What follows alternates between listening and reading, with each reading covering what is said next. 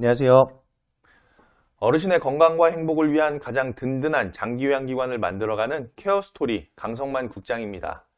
지금 여러분께서 화면에서 보시는 것처럼 이번 영상을 통해서 여러분과 함께 나눌 이야기의 주제는요, 바로 요양원 입소 브로커에 대한 이야기입니다. 요양원 입소 브로커에 대한 것은요, 장기요양보험 제도 시작했던 그 첫 해에서부터 그 이야기를 저는 들었었는데요. 그리고 실제로 그 첫 해부터 요양원 입소 브로커를 통해서 어르신 입소를 모집했던 그런 기관들이 있었는데 벌써 10년도 넘는 이야기잖아요. 그래서 이번 영상을 통해서 요양원 입소 브로커에 대한 부분을 심도 있게 여러분들과 이야기 나눠보고자 합니다. 자, 이 요양원 입소 브로커 분들은요, 신규 요양원 또는 입소가 잘 되지 않는 요양원을 대상으로 활동하고 계시죠. 그래서 그런 요양원에다가 어르신 입소를 알선해 드리고 있습니다. 자, 이렇게 어르신을 요양원에 알선시켜 드리면 이 요양원 입소 브로커 분들은요, 적게는 어르신 한 분당 50만 원에서부터 많게는 200만 원까지 커미션을 수령하고 계시는 실정이죠. 자, 심지어는 1인당 알선료 외에도 매월 판공비를 요구하는 브로커도 있다고 듣고서 알고 있습니다. 자, 이러한 요양원 입소 브로커 분들요, 장단점 분명히 있겠죠. 다들 잘 아시겠지만요, 간단하게 장점에 대해서 먼저 한번 말씀을 드리자면, 이 요양원 입소 브로커 분들을 통해서 알선을 받아서 어르신 입소를 받게 되면 입소율, 즉 요양원에 어르신께서 입소하시는 속도가 조금 빠를 수 있다는 장점이 있겠죠. 자, 그렇다면 요양원 입소 브로커 분들을 통해서 요양원의 어르신 입소가 이루어질 때에 과연 어떠한 단점이 있는지, 어떠한 폐해가 발생할 수 있는지 정도는 우리가 분명하게 알아둘 필요가 있겠죠. 그래서 요양원 입소 브로커 분들을 통해서 어르신 알선이 요양원에 이루어질 때의 폐해에 대해서 지금부터 솔직하게 구체적으로 하나씩 살펴보도록 하겠습니다. 제가 이런 주제로 여러분들께 이 영상을 제공해 드리는 이유는요, 다른 이유가 없습니다. 오직 어르신의 건강과 행복을 위한 더 나은 보금자리인 요양원을 모두가 함께 만들고자 함이라는 것을 꼭 기억해 주시기를 바라면서 지금부터 요양원 입소 브로커에 대한 폐해에 대해서 하나씩 함께 살펴보도록 하겠습니다.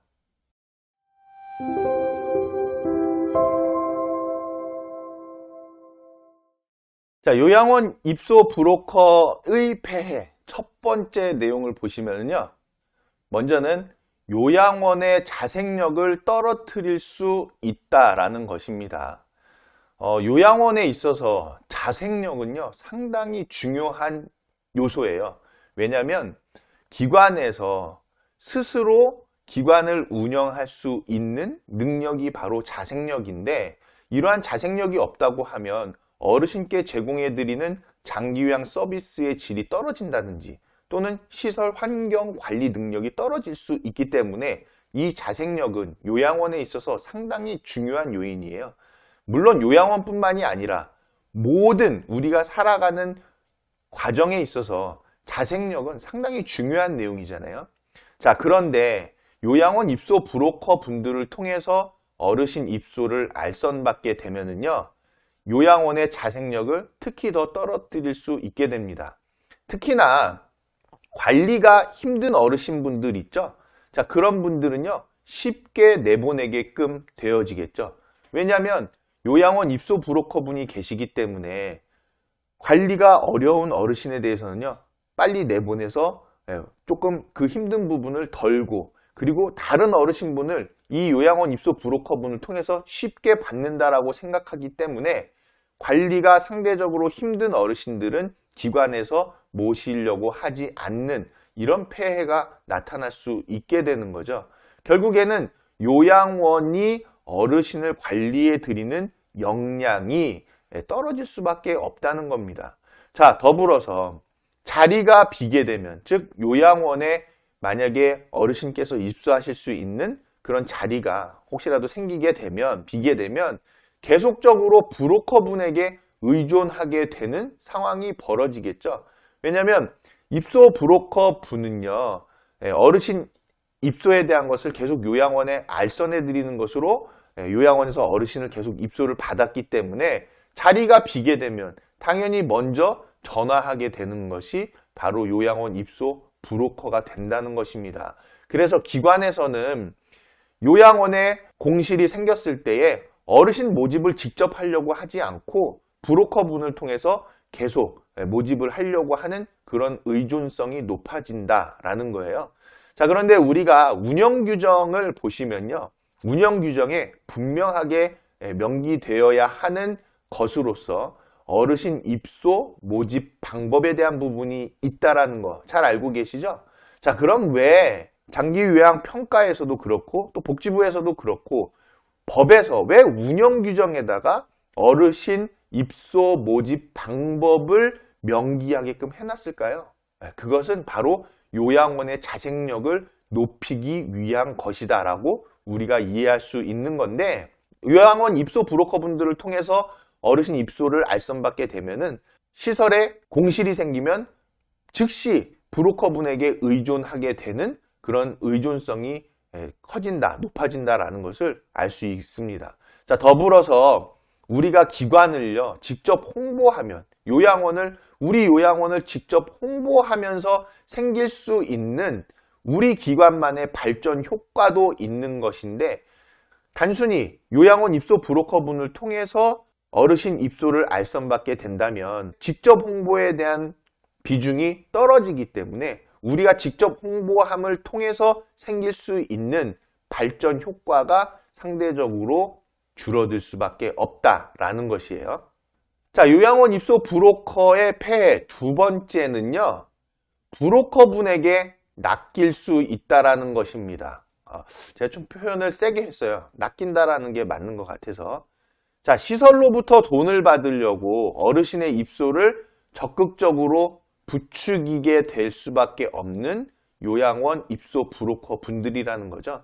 어르신을 알선해드리면 커미션을 받는 상태인데, 그렇게 되면 시설로부터 커미션을 받기 위해서 어르신에 대한 입소를 적극적으로 부추기게 된다라는 폐해가 있을 수 있습니다.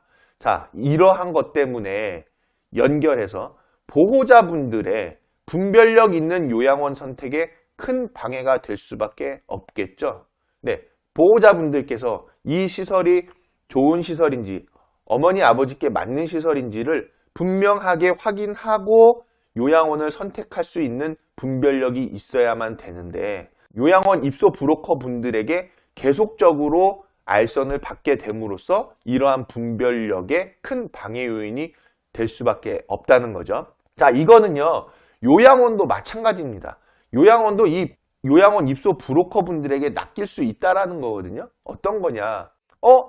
브로커 분에게 들은 것과는 어르신의 건강 상태가 전혀 다를 수도 있겠죠. 어르신에 대한 정보가 조금 다를 수도 있을 겁니다. 왜냐하면 처음부터 보호자분과 접촉해서 보호자분의 진솔한, 보호자분의 전체적인 상황을 들으면서 입소 상담을 받았을 때에는 보호자분께서 말씀하시는 어르신에 대한 전체적인 정보를 가질 수가 있겠죠. 그런데 브로커분을 통해서 대부분의 정보가 전달되면서 시설에 입소하실 때에는 어르신의 상태에 대한 정보가 와전될 수 있다, 바뀔 수가 있다, 누락될 수도 있다라는 것이에요. 자, 또한 제일 안 좋은 폐해 중에 하나가 바로 허위 거짓 광고가 난무해질 수 있다라는 거죠.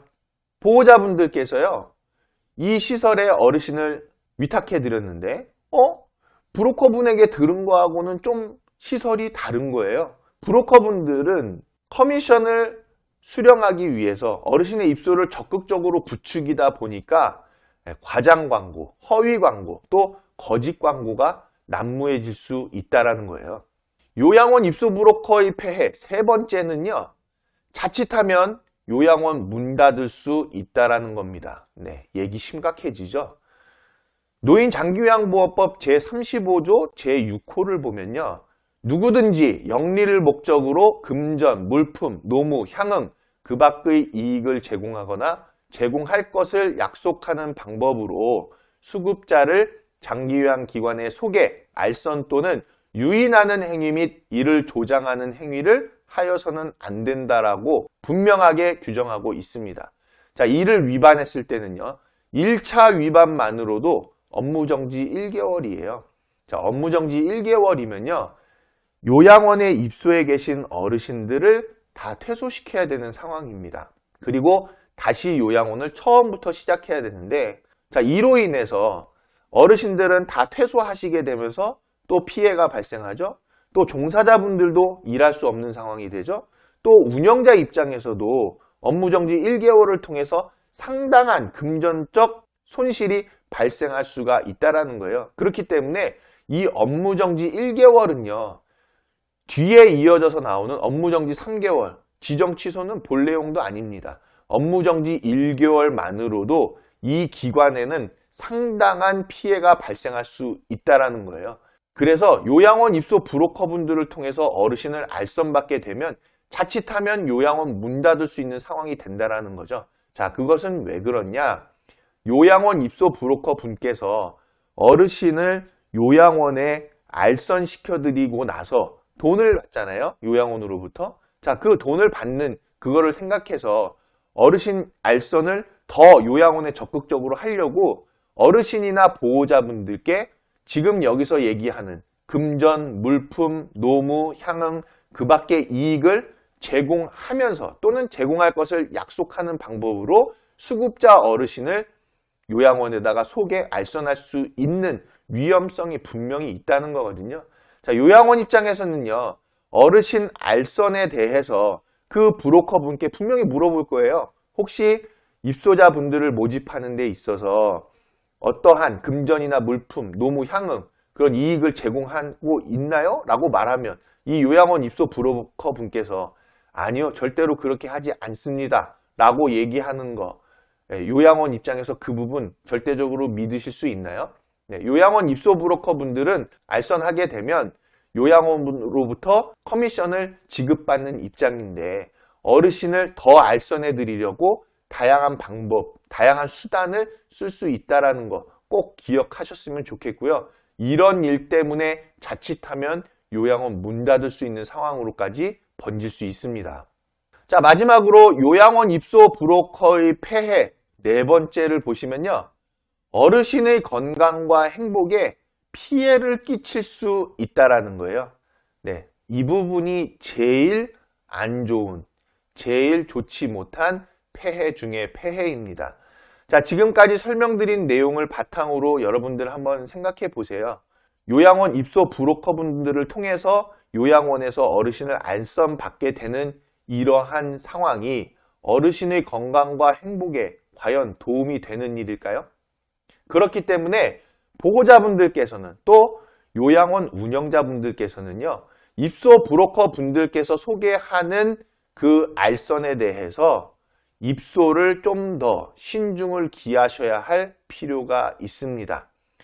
요양원이 영업정지를 당하면요, 문을 닫게 되잖아요. 그러면 그 안에 계신 어르신들은 어디로 가셔야만 됩니까? 거기서 또 근무하시는 종사자분들은 또 이게 무슨 피해입니까? 그리고 브로커분들에게 낚여서 입소했다가 얼마 되지 않아서 퇴소하는 상황이 발생하게 되면 또 그 어르신 어디로 가셔야만 되는 건가요? 이러한 이유들로서 요양원 입소 알선은 어르신의 건강과 행복에 상당한 피해를 끼칠 수 있는 위험성이 있다는 것입니다.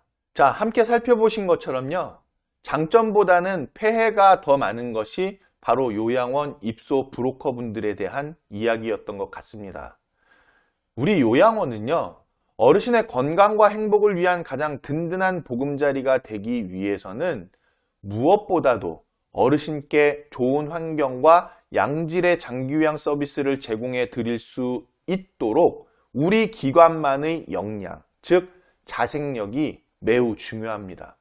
이를 위해서요, 조금 더디더라도 더 좋은 서비스를 개발해내고 더 좋은 시설 환경을 가꾸기 위해서 우리 장기요양기관 스스로 노력하는 모습을 갖출 필요가 있겠습니다. 맛집으로 소문난 가게에는요, 굳이 홍보를 하지 않아도 매일 줄을 서서 대기하시는 분들이 생기게끔 마련이죠. 무엇보다도 중요한 것은 어르신께 제공해드리는 우리 기관만의 장기요양 서비스의 맛이라는 점을 꼭 기억해 주시기를 당부드리면서 영상을 마치도록 하겠습니다. 시청해 주셔서 대단히 감사합니다.